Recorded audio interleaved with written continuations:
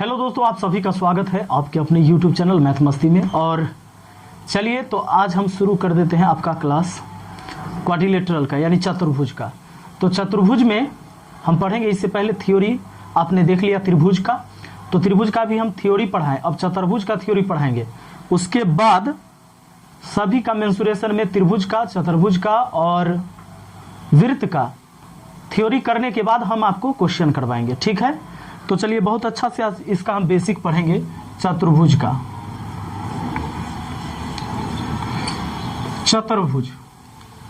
चतुर्भुज का मतलब क्या?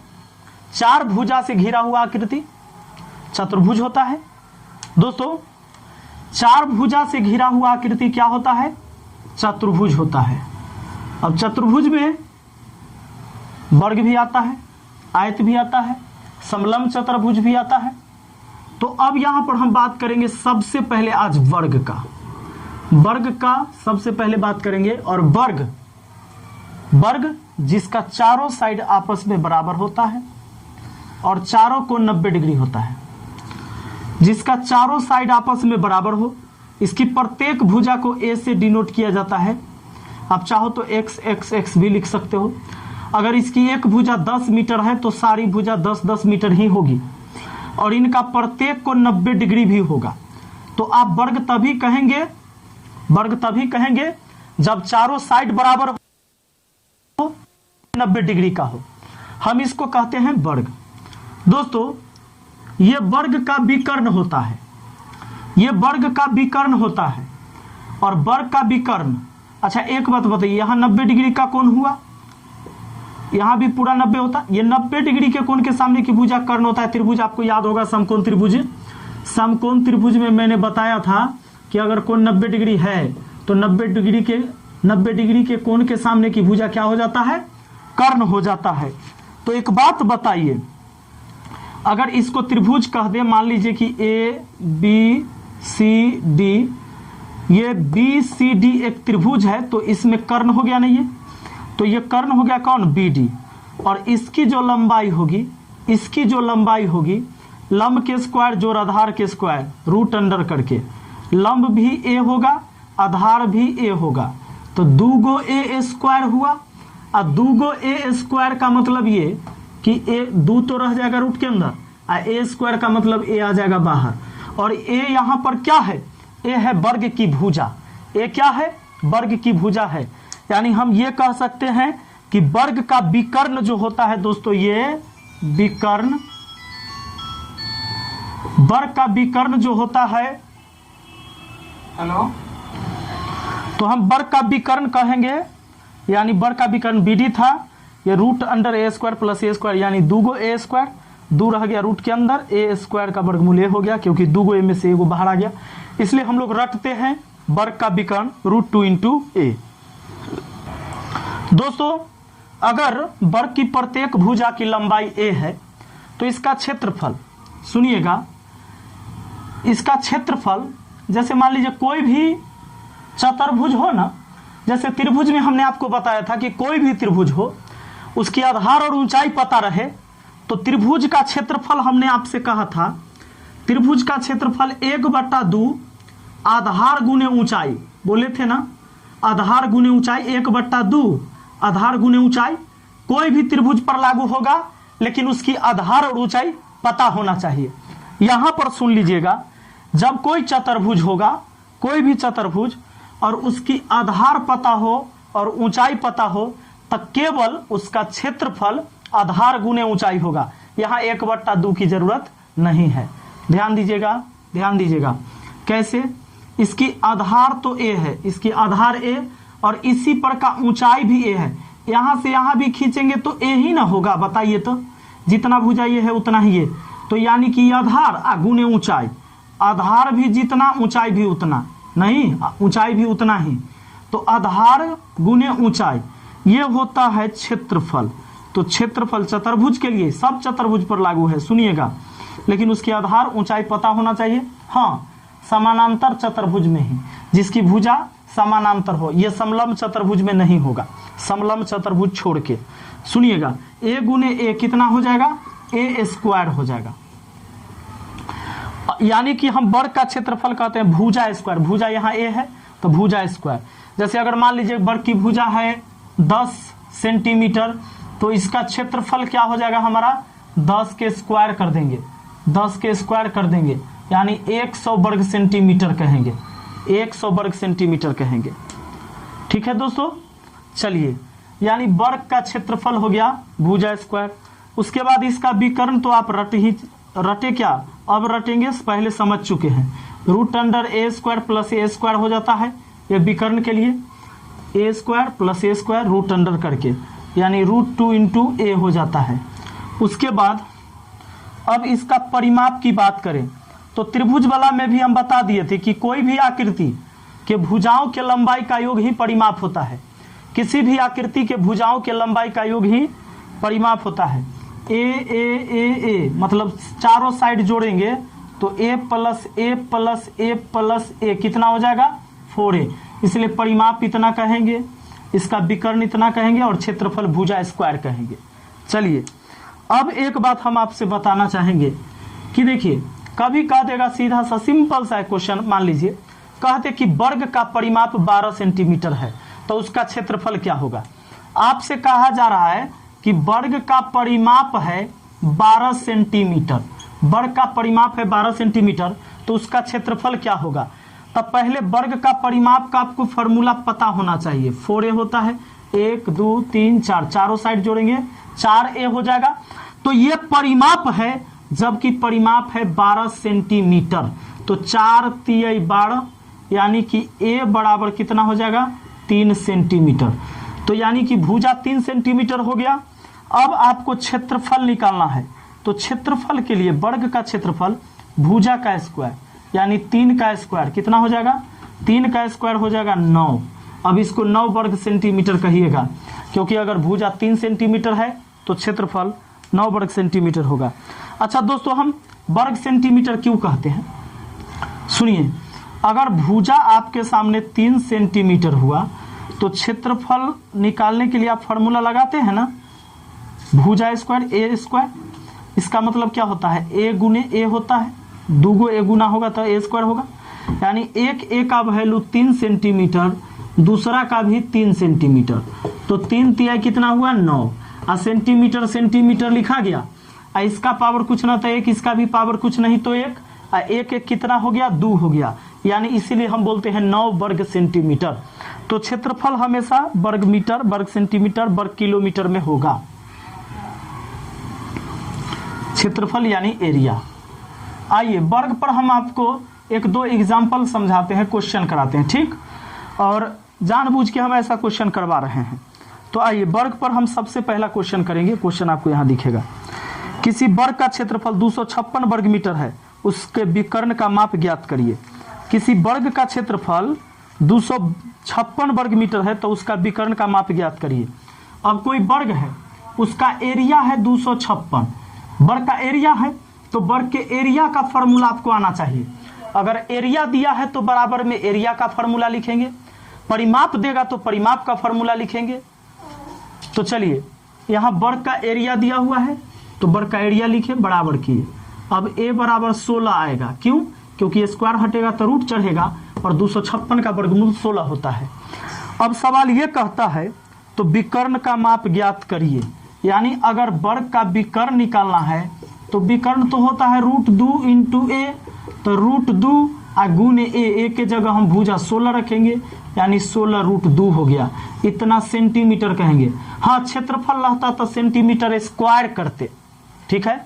हाँ, अभी ये वर्ग खत्म नहीं हो रहा है, अभी तो केवल हम आपको थ्योरी समझा रहे हैं कि आखिर फार्मूला का यूज हम कैसे करेंगे। क्वेश्चन तो हम आगे कराएंगे, इसके लिए आप टेंशन नहीं लीजिएगा।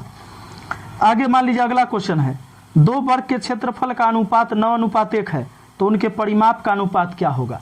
सवाल है कि 2 वर्ग के क्षेत्रफल का अनुपात 9:1 है तो उनके परिमाप का अनुपात क्या होगा। दोस्तों, जब वर्ग के क्षेत्रफल, किसका, वर्ग का क्षेत्रफल का रेशियो दे दिया ना 9:1 में, ठीक है, तो इनकी भुजा अगर निकालनी है तो इसका वर्गमूल बना देना, इसका भी वर्गमूल, इसका भी वर्गमूल, ये आ गया 3:1। अब आप कहेंगे सर क्यों, अब वर्गमूल क्यों बना दिए, 3:1 क्यों कर दिया, आप कैसे जाने कि ये वर्गमूल ही बनेगा। तो सुनिए, वर्ग का क्षेत्रफल दिया हुआ है। अब मान लीजिए दो तरह का वर्ग है आपका, दो गो वर्ग का दिया है, एगो मान लीजिए कि छोटा सा वर्ग है और एगो बड़ा सा वर्ग है। दोनों वर्ग, इसके वर्ग की भुजा को a लिख देते हैं, इसके भुजा के x लिख देते हैं, ठीक, इसकी भुजा को a। तो इसका एरिया, ऊपर वाले वर्ग का एरिया ऐसे होगा और इसका एरिया ऐसे होगा और दोनों के एरिया लिख दिए, दोनों के एरिया का अनुपात, जबकि अनुपात 9:1 है। तो यहाँ हम a² बट्टा x² बराबर 9/1, यानी स्क्वायर हटेगा तो रूट चढ़ेगा ना, तो इधर से स्क्वायर हटेगा उधर रूट चढ़ जाएगा। तो इसका मतलब क्या होगा, देखिए ऐसे भी आप लिख सकते हो, इतना बराबर 9/1। अब देखो, अब स्क्वायर हटेगा तो रूट चढ़ेगा, तो a/x बराबर रूट अंडर 9/1 होगा, तो a/x बराबर 3/1 होगा। अब 3/1 का मतलब 3:1 होगा, हुआ ना। तो ऐसा नहीं करिएगा, ये हम केवल समझने के लिए ऐसा कर सकते हैं, लेकिन जब आपको एग्जाम में आए तो वर्ग के क्षेत्रफल का अनुपात दे, वर्ग के क्षेत्रफल का अनुपात देगा और भुजा का अनुपात पूछ लेगा। सुनिएगा, ये वर्ग के क्षेत्रफल का रेशियो था तो भुजा का रेशियो पूछा, तो बस इसका वर्गमूल बना देना है, वर्गमूल बना देना है। 9 का 3 होता है, 1 का 1 होता है, यानी 3:1 में होगा। और परिमाप भी इसी रेशियो में होगा, परिमाप भी यही आएगा। कैसे, तो देख लीजिए, अगर भुजा आपको पता है तो दोनों वर्ग का परिमाप, पहला वर्ग का 4 गुने भुजा और दूसरा वर्ग का परिमाप फिर 4 गुने भुजा, 4 से 4 कटेगा, 3:1 आएगा फिर कि नहीं। यानी कि जो रेशियो भुजा का होगा वही वर्ग के परिमाप का भी होगा। चलिए, तो एक छोटा सा ये हम यहाँ पर एग्जाम्पल के तौर पर समझे। चलिए दोस्तों, अब हम एग्जाम्पल लेंगे आयत का, ठीक। चतुर्भुज में अब हम आयत को देखते हैं। एकदम छोटा सा बेसिक बात पहले सीखते हैं, आयत यानी रेक्टेंगल, नहीं तो आयत को इंग्लिश में हम रेक्टेंगल कहते हैं। और आयत में क्या होता है दोस्तों, इसकी लंबाई और चौड़ाई अलग अलग होती है। अगर A, B, C, D है तो ध्यान देना है, A, B और C, D यानी DC ये लंबाई है, L है, इसको L से डिनोट किया जाता है। जैसे वर्ग के भुजा को सबको A से डिनोट किया जाता है ना, उसी तरह इसके प्रत्येक भुजा को, लंबाई को L से, लंबाई को L से और चौड़ाई को B से डिनोट किया जाता है। चौड़ाई को कैसे, B से। अब एक बात बताना, हमने आपको कहा है कि कोई समानांतर चतुर्भुज, ये आयत भी समानांतर चतुर्भुज ही है दोस्तों, इसको हम समानांतर चतुर्भुज कहते हैं।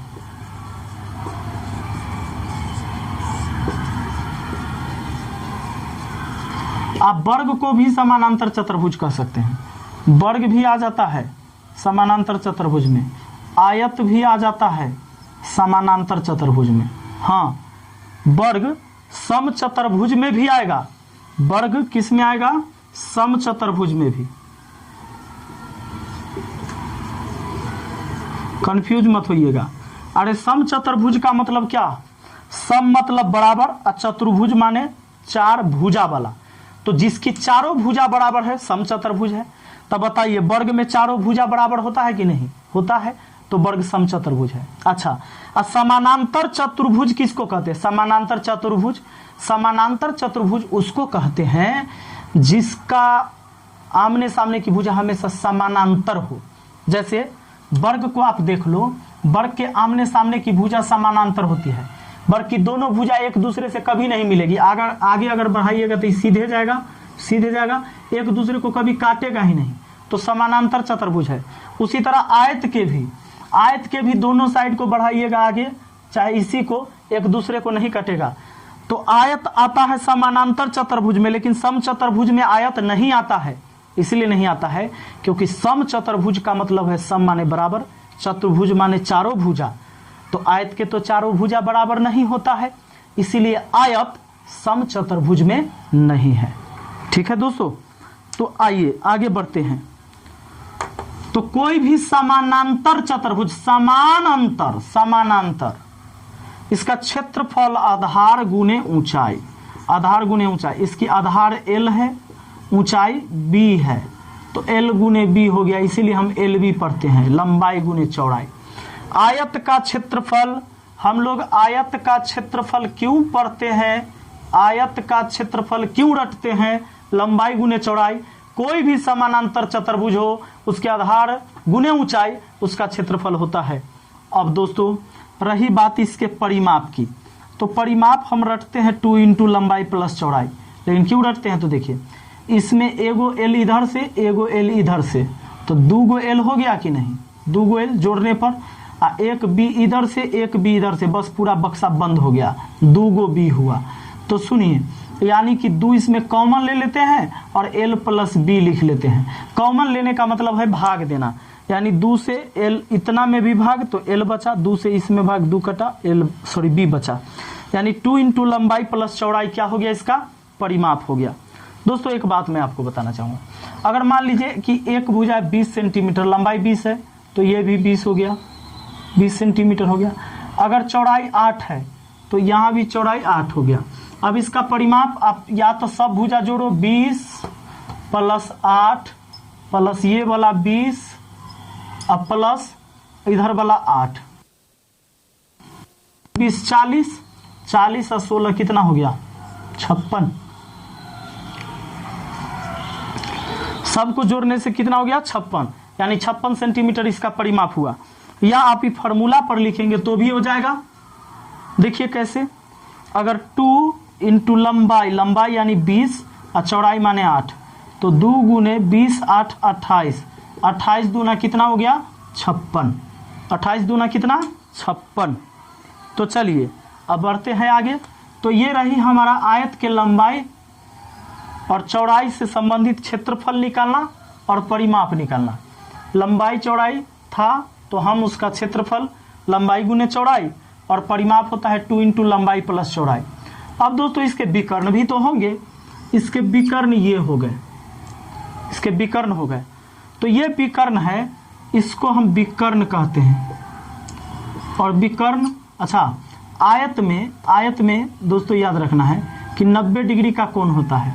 आयत में क्या होता है, 90 डिग्री का कोण होता है। यहाँ भी वर्ग में और आयत में चारों को 90-90 डिग्री का होता है। वर्ग की चारों भुजा बराबर, चारों को 90-90 डिग्री, लेकिन आयत के केवल आमने सामने की दोनों भुजा बराबर होती है और चारों को 90 डिग्री इसके भी होते हैं। और ध्यान रखना है इसका परिमाप जो होगा, परिमाप तो हो गया 2 इंटू लंबाई प्लस चौड़ाई। अब इसका विकर्ण, तो आयत का जो विकर्ण निकालना होता है दोस्तों, तो अब बताइए 90 डिग्री के सामने की भुजा तो कर्ण कहलाया, तो ये कर्ण हुआ, ये लंब आई आधार, तो कर्ण निकालना हो तो रूट अंडर लंब आधार, नहीं l square plus B square कर लीजिए, बस यही हो जाएगा, root under l square plus B square. तो चलिए दोस्तों आगे बढ़ते हैं। अगर मान लीजिए किसी आयत के एक भुजा 10 है, एक भुजा मान लीजिए 8 है, एक भुजा 6 है, इसकी लंबाई 8 चौड़ाई 6 है, तो इसका विकर्ण कितना होगा, तो इसका विकर्ण यानी BD की जो लंबाई होगी, BD की जो लंबाई होगी रूट अंडर 8 के स्क्वायर जोड़ 6 के स्क्वायर, 8 के स्क्वायर 64, 6 के स्क्वायर 36, जोड़ के हो जाएगा हमारा 100, और 100 का वर्गमूल कितना 10, यानी ये भुजा 10 होगा। अगर ये 8 ये 6 है तो ये 10 निकल के आएगा। ठीक है, चलिए आगे बढ़ते हैं। तो आइए अब इस पर भी हम 1-2 क्वेश्चन करते हैं, एकदम बेसिक क्वेश्चन करेंगे, क्योंकि ये फार्मूला हम पढ़े तो फार्मूला का क्या मतलब। तो देखिए सिंपल सा एक क्वेश्चन बगल में आपको, किसी आयत का परिमाप 56 सेंटीमीटर और लंबाई 15 सेंटीमीटर है, आयत का क्षेत्रफल ज्ञात कीजिए। किसी आयत का परिमाप 56 सेंटीमीटर और लंबाई 15 सेंटीमीटर, किसी आयत का परिमाप है, ठीक है, तो कोई आयत है, इसका परिमाप दिया जा रहा है, तो परिमाप तो होता है भाई 2 इंटू लंबाई प्लस चौड़ाई होता है ना परिमाप। परिमाप का यही ना फॉर्मूला होता है, परिमाप का फॉर्मूला होता है ना 2 इंटू लंबाई प्लस चौड़ाई, और परिमाप दिया हुआ है यहाँ पर 56। और सुनिए, और सवाल कहता है कि इसकी लंबाई दिया हुआ है 15, तो 2 गुने लंबाई के जगह यहाँ 15 और प्लस चौड़ाई है। ठीक है, अब ये 56 2 से काट सकते हो 56 को 28 बार में। अब ये 28 अब बराबर उधर 15 प्लस बी, 15 के 28 में से घट गया 13, यानी 8 में से 5 गया 3, 2 में से गया 1, यानी बी आ गया 13, यानी चौड़ाई 13 हो गया दोस्तों। तो सवाल कहता है आयत का क्षेत्रफल बता दीजिए। हाँ, क्षेत्रफल बताएंगे, इसका लंबाई गुने चौड़ाई होता है क्षेत्रफल, और एल के जगह हमें पता है 15 दिया हुआ है सवाल में, तब 15 लंबाई दिया हुआ था 15, चौड़ाई आपका निकल के आया 13, तब 15 गुने 13 कर दीजिए। 15 तिहाई 45 के 5 हासिल 4, 15 इकाई 15 4 19, 195। तो 195 सेंटीमीटर में है तो वर्ग सेंटीमीटर कहिएगा, भुजा है सेंटीमीटर में तो यहाँ वर्ग सेंटीमीटर कहेंगे। चलिए और क्वेश्चन देखते हैं, इस पर थोड़ा और क्वेश्चन आयत पर देख लेते हैं।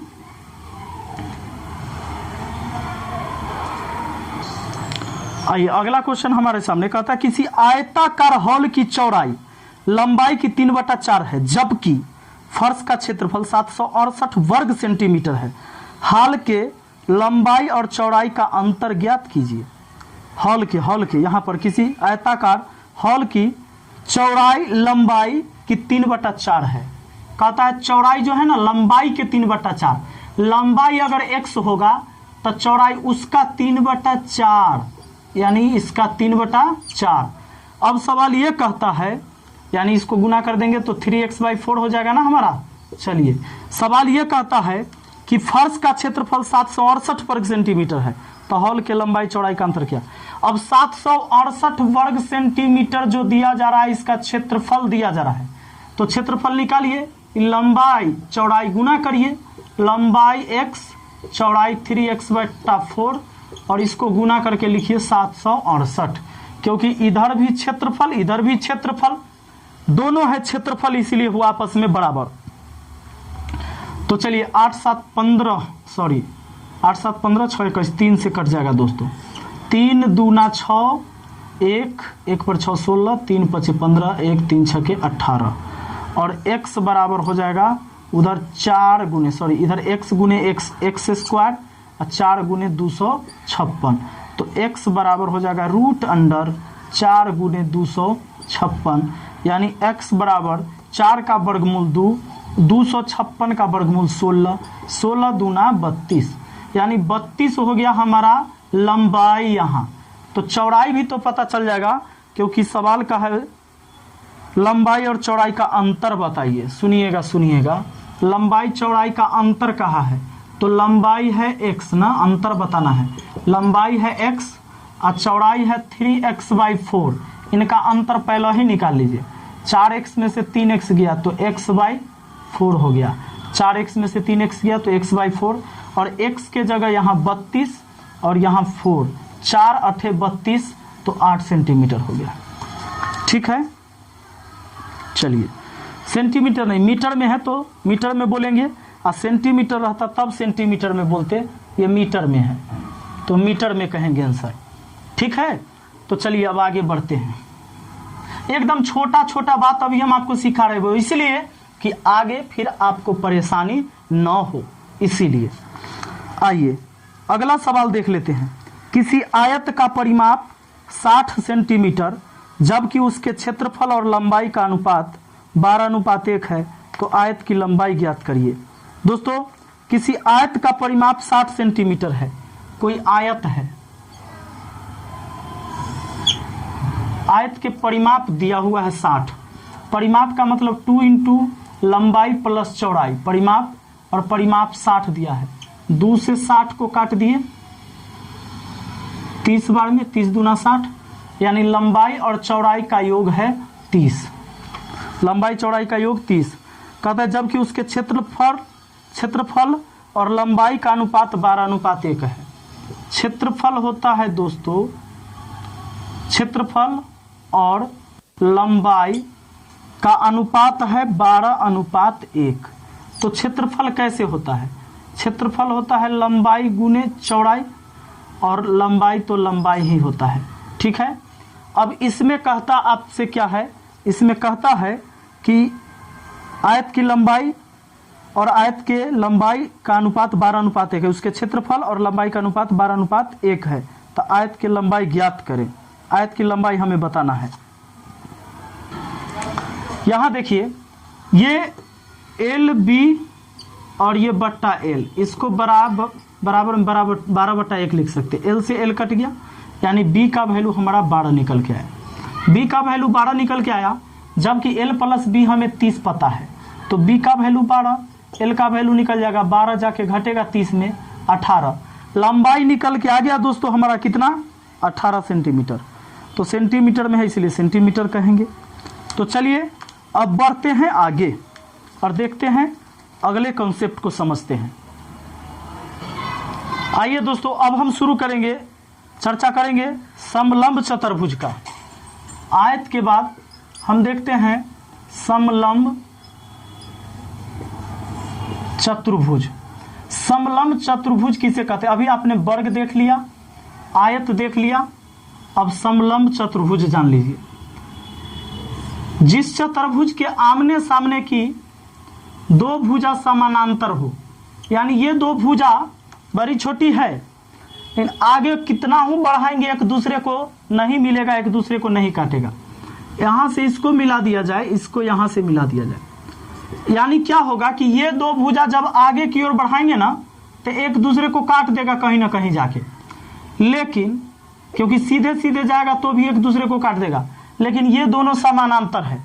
तो समलंब चतुर्भुज में क्या होता है, दो भुजा आमने सामने वाला समानांतर और दो आमने सामने वाला भुजा असमानांतर होता है, उसे हम समलंब चतुर्भुज कहते हैं।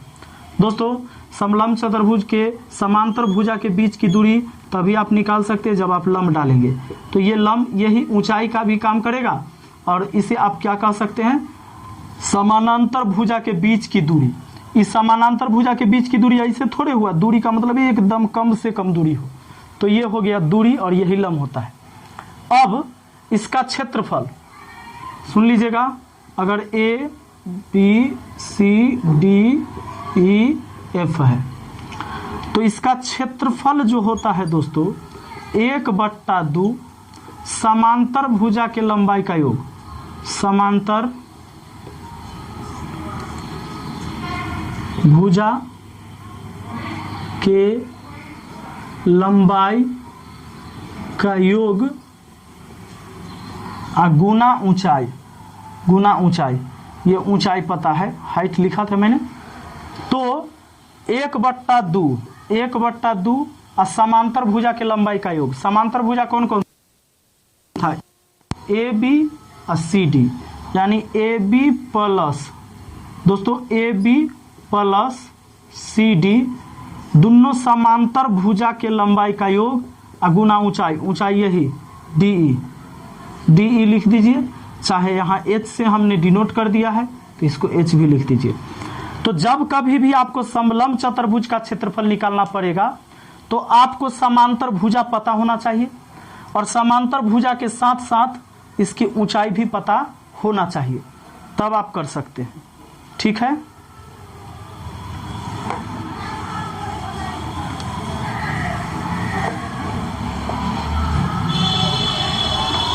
चलिए और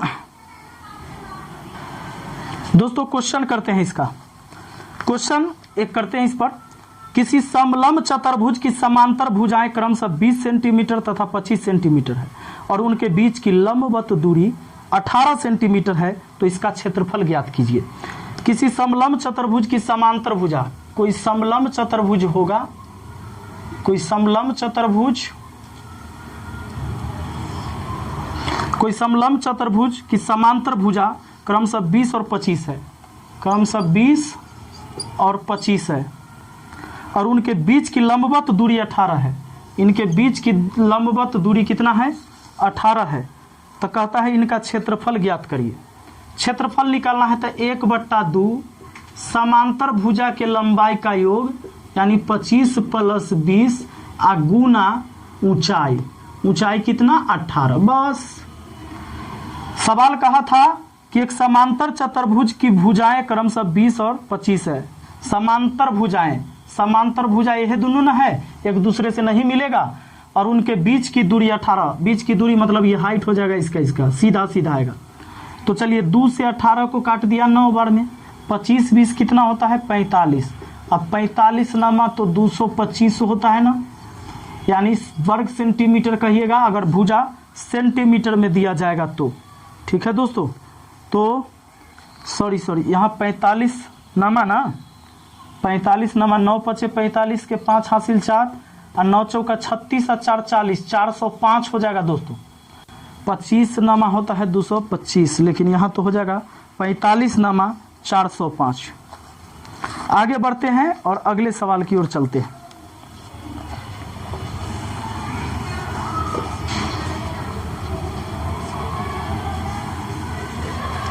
देखिएगा, कहता है कि एक समलंब का क्षेत्रफल 580 वर्ग सेंटीमीटर, यदि इसकी समांतर भुजाएं क्रमशः 30 सेंटीमीटर तथा 28 सेंटीमीटर है तो इनके बीच की दूरी ज्ञात करिए।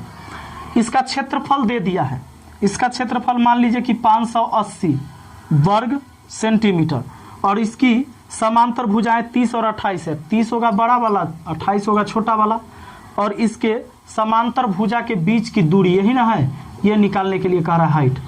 अच्छा एक बात बताइए, क्षेत्रफल के लिए क्या करते आप, 1/2 लिखते, आमने सामने वाला समांतर वाला भुजा के योग 30 + 28 गुना ऊंचाई करते, ये हो जाता 1/2 समांतर भुजा के लंबाई का योग गुने ऊंचाई, और जबकि ये हो गया इसका क्षेत्रफल। और क्षेत्रफल कितना दिया हुआ है 580। अब चलिए, अब 1/2 30 28 को जोड़ लिया जाए तो 30 28 कितना हो जाता है 8 3 2 5 58 बड़ा, और यहाँ h से गुना बराबर 580। चलिए 58 दहाई 580, 2 जाके गुना हो जाएगा क्योंकि 2 भाग में उधर गया तो गुना में, h बराबर 10 दूना 20 हो जाएगा, यानी दोनों के बीच की दूरी कितना हो गया 20 सेंटीमीटर। तो चलिए दोस्तों, तो ये सिंपल सवाल हमने अभी रखा आपके लिए, बेसिक क्वेश्चन कराया मैंने, एकदम बेसिक यहाँ से शुरुआत होता है, इससे छोटा हम आपको कुछ नहीं बता सकते। तो चलिए और आगे अब हम समझ लेते हैं एक कॉन्सेप्ट और, समचतुर्भुज के बारे में जान लेते हैं, समचतुर्भुज के बारे में। आइए दोस्तों, समलंब चतुर्भुज के बाद हम लोग समझते हैं समचतुर्भुज। समचतुर्भुज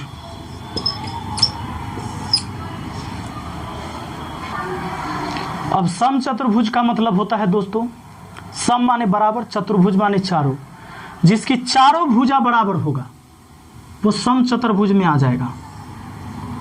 और समचतुर्भुज ऐसे भी होता है, इसकी साइड सारे ए होते हैं। होता क्या है कि कोई वर्ग को मान लीजिए, कोई वर्ग है पहले से जिसका चारों साइड ए ए ए है, इसके दोनों कान पकड़ के ऐसे खींच दिए तो ऐसा हो गया। हाँ, इसको ये साइड जितना था ये उतना ही है, ये उतना ही है, चारों भुजा आपस में बराबर, लेकिन विकर्ण की लंबाई अलग अलग हो जाएगा।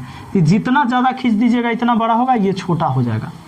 यानी दोनों विकर्ण है, 2 विकर्ण है ना इसके, तो इसका क्षेत्रफल होता है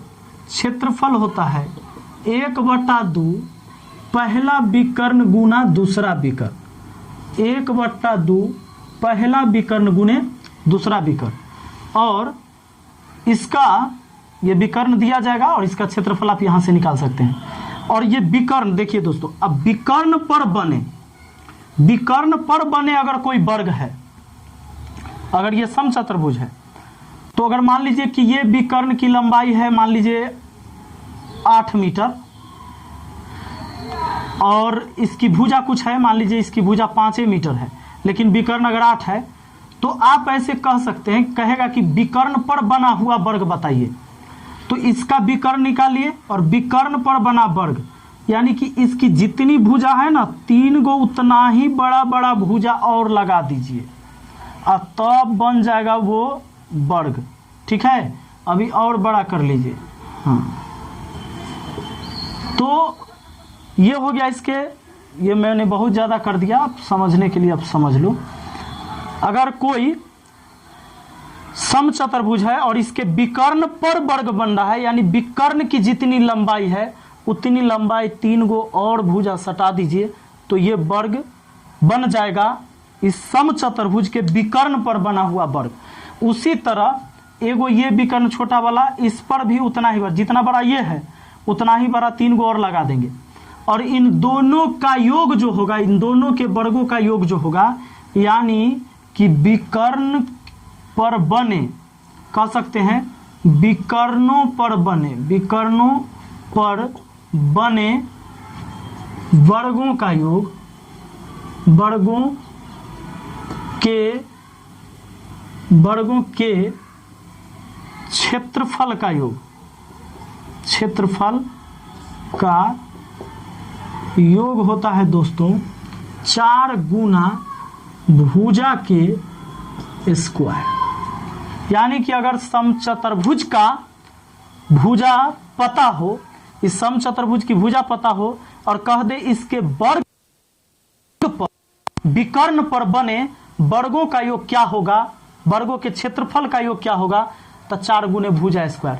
अगर मान लीजिए इसकी प्रत्येक भुजा 8 सेंटीमीटर है तो आपसे कह दिया जाए कि इसके विकर्ण पर बने वर्गों का क्षेत्रफल का योग क्या होगा, तो 4 गुने इसकी भुजा अगर 8 है तो 8 का स्क्वायर, 4 गुने यहाँ 64, 64 चौका 256, 256 वर्ग सेंटीमीटर हो जाएगा उसके विकर्ण पर बने वर्गों का योग। तो आइए इस बात को याद रखिएगा, हम समचतुर्भुज से रिलेटेड क्षेत्रफल और क्षेत्रफल जान गए कि 1/2 पहला विकर्ण, विकर्ण को डी से लिखते हैं, और गुने दूसरा विकर्ण। इसमें विकर्ण पर बने वर्गों का क्षेत्रफल का योग होता है 4 गुने समचतुर्भुज के भुजा का स्क्वायर। ठीक है दोस्तों, तो चलिए अब इस पर एक क्वेश्चन करते हैं। क्वेश्चन करते हैं, किसी समचतुर्भुज के विकर्ण 16 सेंटीमीटर तथा 12 सेंटीमीटर, उसका क्षेत्रफल कितना होगा। है ना सिंपल, किसी समचतुर्भुज का विकर्ण 16 और 12 है, विकर्ण होता है 1/2 पहला विकर्ण गुने दूसरा विकर्ण, 2 8 16 बड़ी 8 96 हो गया, तो 96 वर्ग सेंटीमीटर हो जाएगा इसका क्षेत्रफल। 1/2 पहला विकर्ण गुने दूसरा विकर्ण, कोई समचतुर्भुज का 2 विकर्ण दिया तो 1/2 गुने पहला विकर्ण गुने दूसरा विकर्ण कर दीजिएगा। आगे बढ़ते हैं, आगे क्वेश्चन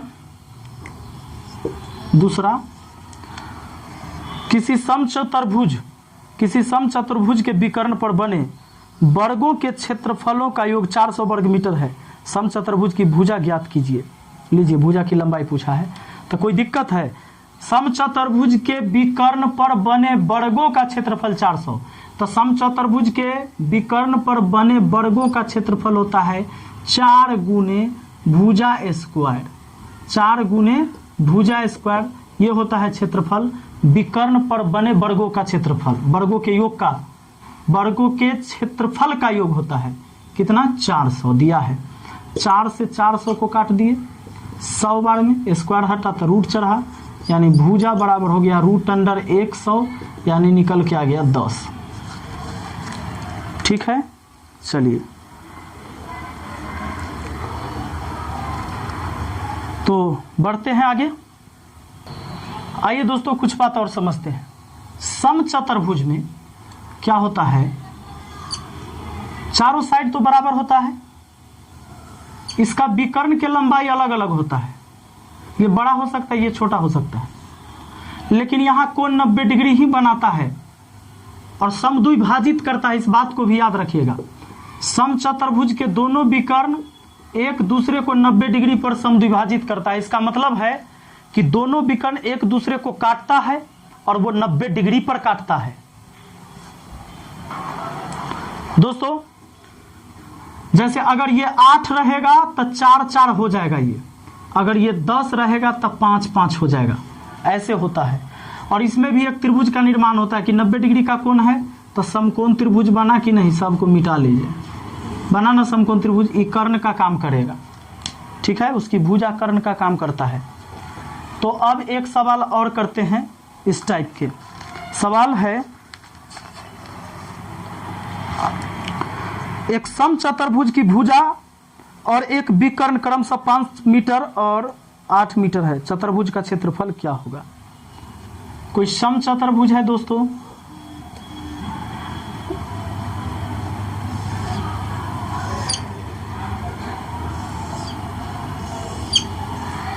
समचतुर्भुज में कह रहा है, समचतुर्भुज में कह रहा है कि एक समचतुर्भुज की भुजा, तो भुजा 5, तो सब भुजा तो 5 ही होगा, समचतुर्भुज है तो चारों भुजा बराबर होगा।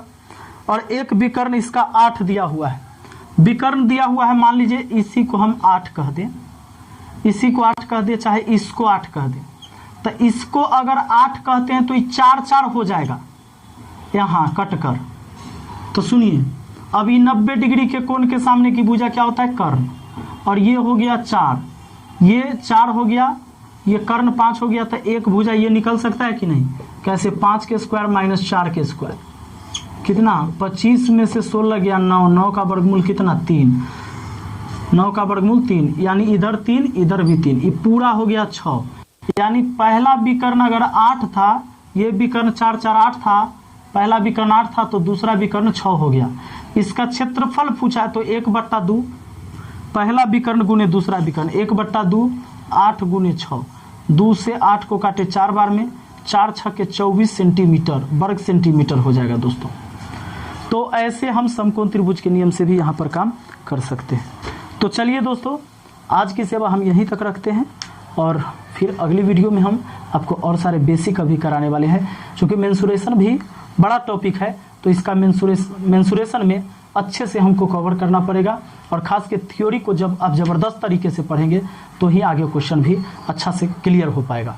तो चलिए अब मिलते हैं अगली वीडियो में। Thank you.